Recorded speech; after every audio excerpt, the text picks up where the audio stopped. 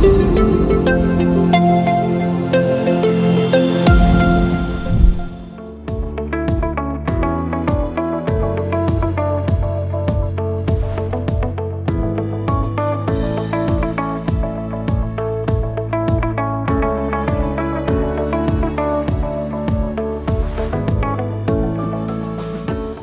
वाला एस्पेक्ट अभी देखते हैं।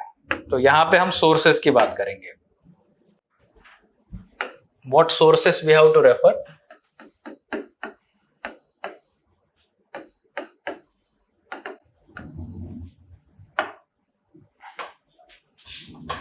Okay, so first of all, I will talk about the NCERTs.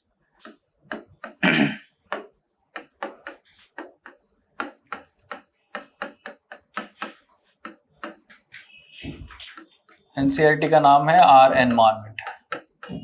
Are environment है, आर हैबिटेट, क्या है उसका नाम? ज्योग्राफी की NCERT है, बट ये है एक्चुअली एनवायरमेंट से। ठीक है। 11th standard geography NCERT, which deals with world physical geography, fundamentals of physical geography. Name of the NCERT, fundamentals of physical geography. Last 2 chapters.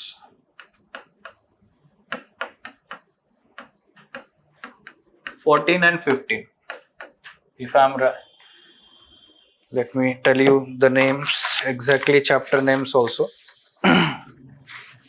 Yes, 14 and 15. Then 12th standard NCERT, biology. ये sequence में ही पढ़ना है, ऐसे ही।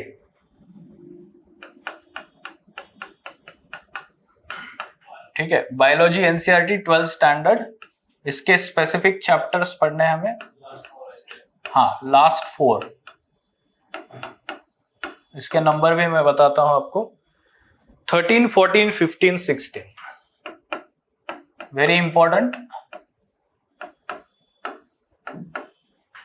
13, 14, 15 and 16 comprehensively dealing with ecology section. Now, in addition to this, we have to also learn 2 chapters from 11th standard. 1 chapter, I would not say 2. 11th standard biology NCERT. It deals with chapter number 4. It deals with animal classification.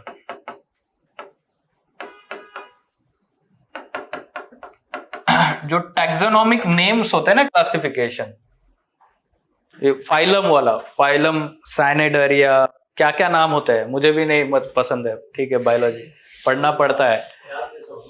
हाँ, याद करना है इसको भी।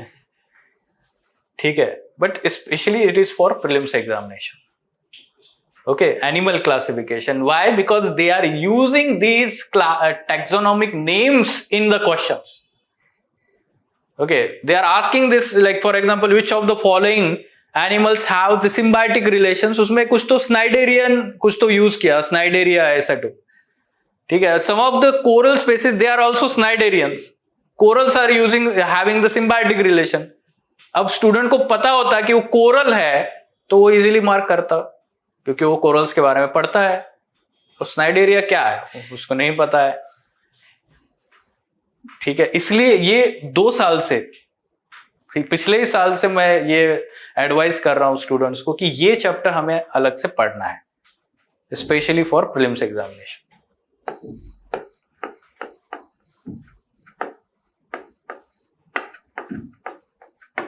इसके बाद हम classroom notes, I will dictate some important aspects in the classroom itself, especially the first 7, 8 you can see the sessions related to concepts. ठीक है, तो वो conceptual aspect में ज्यादा emphasis करूंगा क्लास में डिक्टेट करने का। बाकी का जो factual aspect है, तो either you have to read the standard books in the market,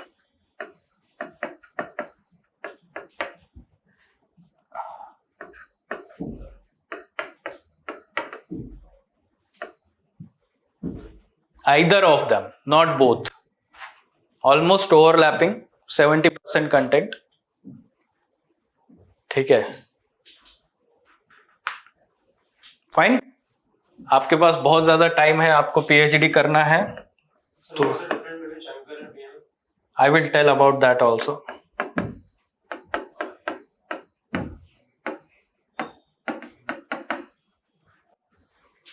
Those who want to pursue higher studies, IGNOU material, क्योंकि ये जो है ना, ये शंकर आईएएस ये इधर से ही लिया हुआ है बहुत सारी चीजें.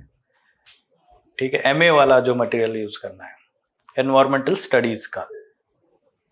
सर, हाँ सर, जब आपने शुरुआत में ज्योग्राफी क्लास में 2 बुक सजेस्ट की थी, मैगजीन्स, डाउन टू अर्थ और सर साइंस रिपोर्टर. सर मतलब वो सकता है, क्योंकि जो थर्मल वाला सर क्वेश्चन है ना, ये इस बार का था, मतलब ये उसमें बाकायदा वर्ल्ड को भी कनेक्ट कर रखा है, तो सर वो बुक्स देख सकते हैं. I am coming to that. ठीक है, इंटरनेट का कैसे यूज करना है. Down to Earth magazine. अभी डाउन टू अर्थ मैगजीन आप डायरेक्ट लिया करिए, वेबसाइट पे लिंक विजिट करने की जरूरत नहीं है उसके लिए. ठीक है, जो मंथली मैगजीन आता है उसी को आप लेके इंपॉर्टेंट पहले हेडिंग्स देखने हैं. ठीक है, हमारे सिलेबस को लिंक करता हुआ दिखा टॉपिक, तो वही पढ़ना है, पूरा मैगजीन नहीं पढ़ सकते हम. ठीक है, बहुत ज्यादा टाइम कंज्यूमिंग है. यहां से क्या इनपुट लेना रहता है, इससे ना करंट अफेयर्स के कुछ केस स्टडीज मिलेंगे आपको. जैसे हमने देखा डेवलपमेंटल प्रोजेक्ट्स हैविंग एनवायरमेंटल, उसमें सैंड माइनिंग का कोई एक पर्टिकुलर रिवर का डिटेल में 2 पेज अच्छे से दिया है. ठीक है, वो इशू या कोई स्पेसीज कंजर्वेशन का इनिशिएटिव हो रहा है कहां पर, वो केस स्टडी आपके पास रहेगा. ठीक है, तो ऐसे इनपुट्स यहां से लेना है डाउन टू अर्थ. और ऑलमोस्ट क्लाइमेट चेंज और ग्लोबल वार्मिंग पे तो जरूर उस पर आर्टिकल होता ही है. ठीक है, सम फैक्ट, सम अपडेटेड डेटा उससे वहां से लेना है मैगजीन से. ओके तो मैं इंटरनेट का नहीं बोलूंगा यहां पर स्पेसिफिकली, ये magazine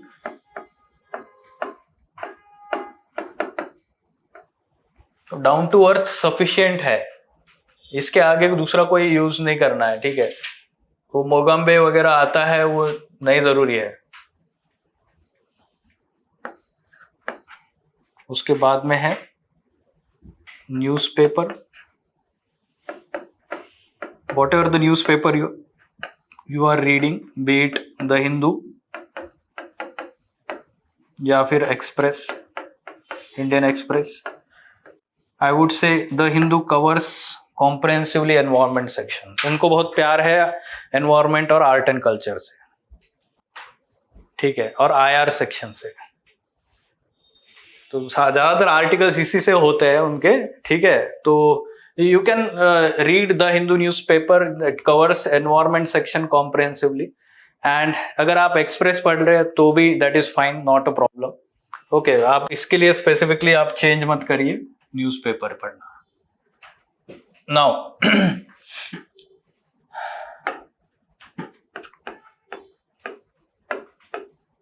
the websites that you intermittently should visit: Ministry of Environment, Forest and Climate Change, government का जो वेबसाइट है. उसके बाद में आप जो है यूएनएफसीसी का, यूएनईपी का,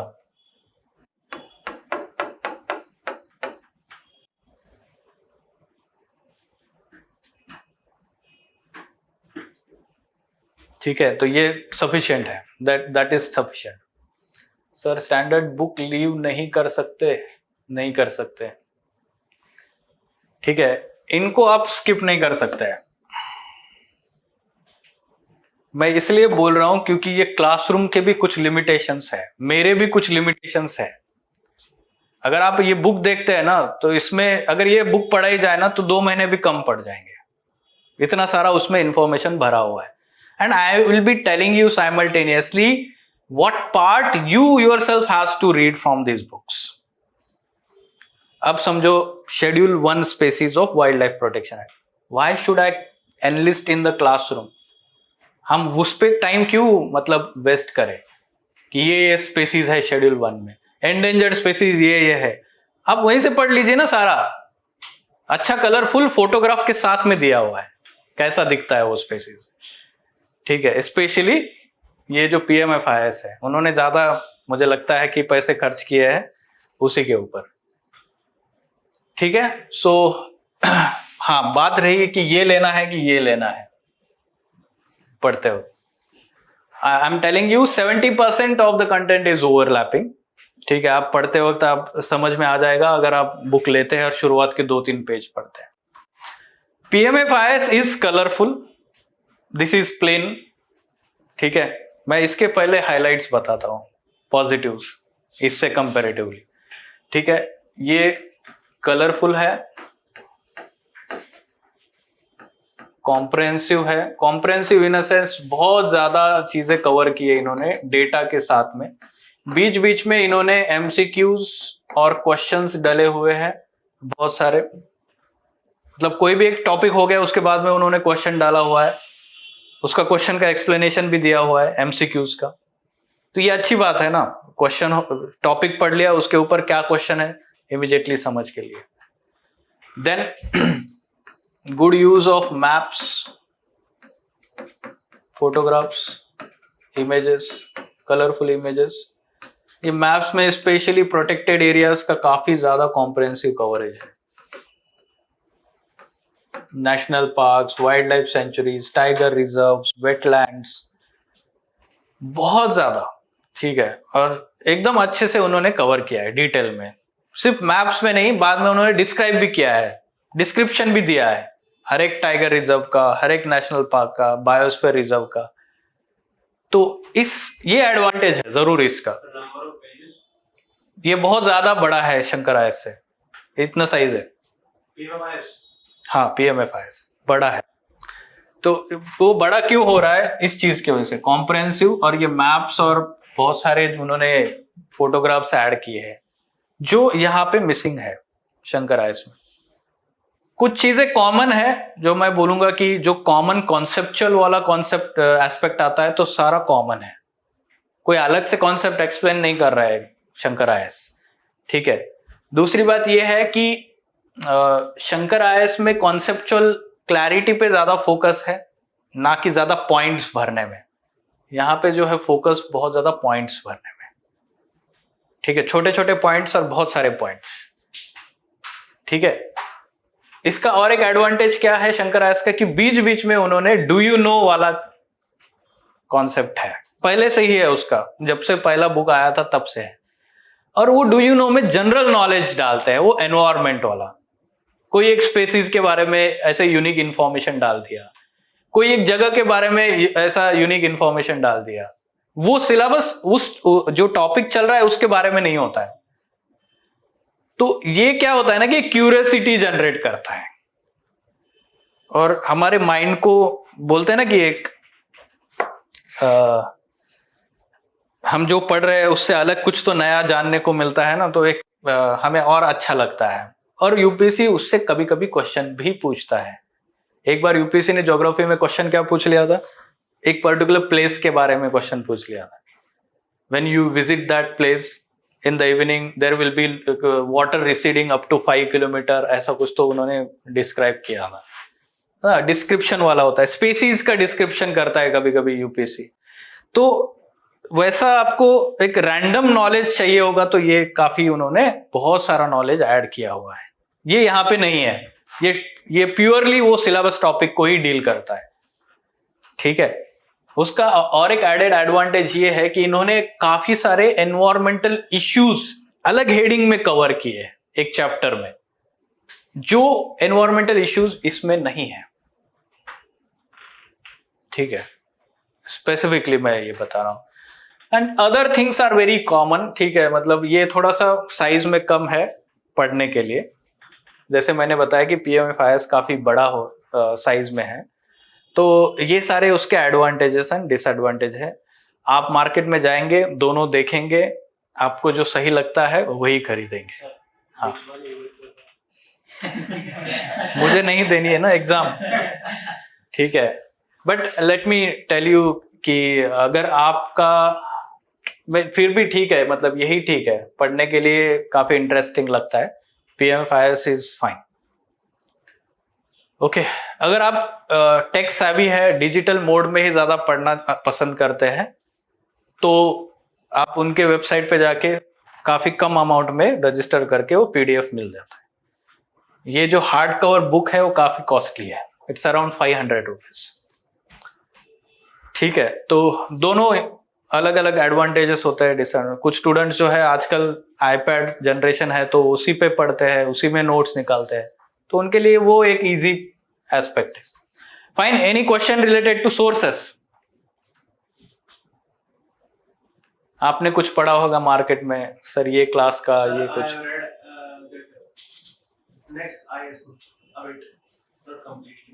हाँ, कौन सा एनवायरनमेंट का? नहीं, इसके कंपैरिजन में नहीं है कुछ भी। ठीक है, कोई भी क्लास का। ठीक है, तो स्टार्ट यह ऐसे करना है, और ये सब पढ़ने के बाद, यहां पढ़ने के बाद इसको हाथ लगाना है। ठीक है, तो ये इजी जाएगा फिर पढ़ने के लिए।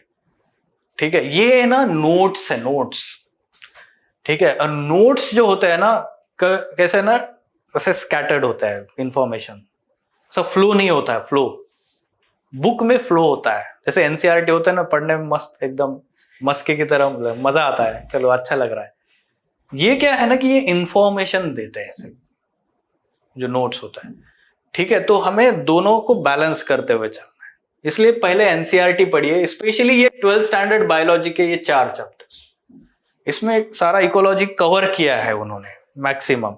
और उसके बाद, उससे पहले ये जो 14 and 15, ये भी इंट्रोडक्टरी एस्पेक्ट है, क्योंकि वो 11th स्टैंडर्ड है ना, ये 12th स्टैंडर्ड है। 11th में स्टूडेंट ये काफी चीजें पढ़ लेता है, फिर 12th में एंटर करके डिटेल में पढ़ता है। फाइन, समझ में आया सोर्सेस सब? Okay. The first step towards achieving your dreams is having the right coach. Get the best education with Lokman IAS and make your UPSC dreams come true. Download the app now.